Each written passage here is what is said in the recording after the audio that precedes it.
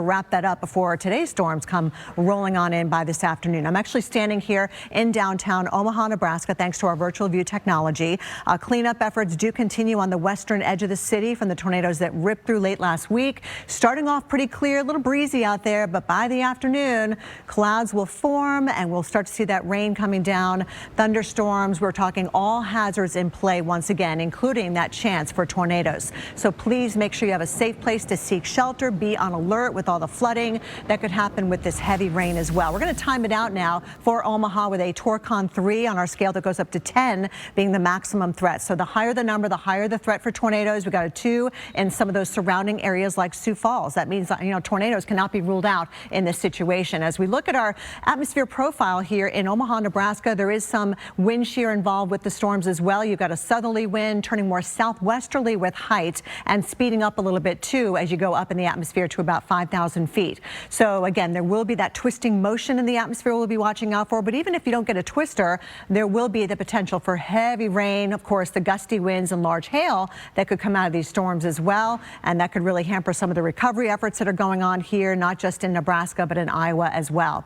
Now, the crops are just coming up out of the ground too. So hail is a big concern, not just for our property, but for farmland as well. You got 2-inch in diameter hail that could happen. We're approaching, ping pong ball, even baseball size hail. So let's time it out for a place like Des Moines, the I-35 corridor. It looks to be by early afternoon when we see the worst of our weather coming through, but especially by this evening or right around dinner time, you can see the specks of white showing up within that line of red. That's your hail potential that could do some damage, including dent your car, break some windows, cause some roof damage as well. And those storms will clear out as we head into early Wednesday morning. For Kansas City, it's also likely we get in some of that large hail, especially north and west of the plaza, 2-inch in diameter or greater. So for Kansas City, watching the skies as we head towards later on tonight and then clearing out as we head towards early tomorrow morning. But unfortunately, the threat does continue on Wednesday. We'll take a look at that in just a moment. But first, this virtual view technology, starting off with, we've got the clouds out there now and even severe weather just west of me here in Omaha, Nebraska.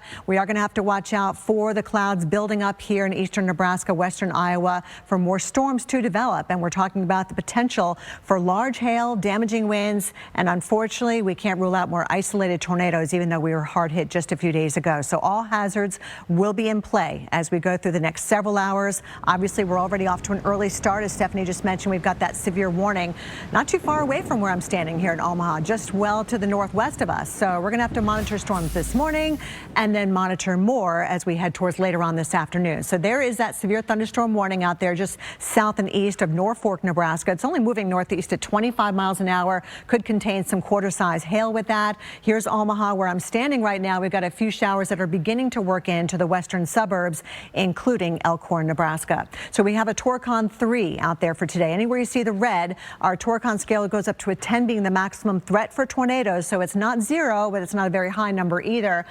So as we take a look at our future radar, here are the cells that we're watching this morning, and then we get ready for the next round. That comes through late this afternoon towards evening rush right there in Omaha, also here in northwestern and western portions of Iowa, where we're also hard hit by those storms late last week. Damaging winds, large hail, all a threat for us here. Wichita will be keeping an eye on our skies as we head towards later on tonight. After the sun goes down, after 8 o'clock tonight, we see the bigger storms developing right along the I-35 corridor. We still have rivers out of their banks too, especially in eastern Kansas and the Neosho River. So again, there could be some flash flooding going on at the same time. All right, Des Moines, we could see some large hail out of these storms. We're talking 2 inches in diameter or greater. For golf balls, it's 1.75. So we're going to be bigger than that likely here along the 35 corridor, sections of I-80.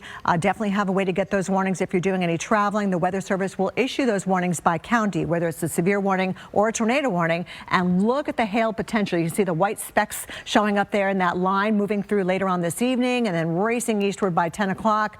Again, any one of these storms could do damage, unfortunately. And we still have another threat for Wednesday. We'll take a look at that as well, Jim. And we want everybody to take a look at this.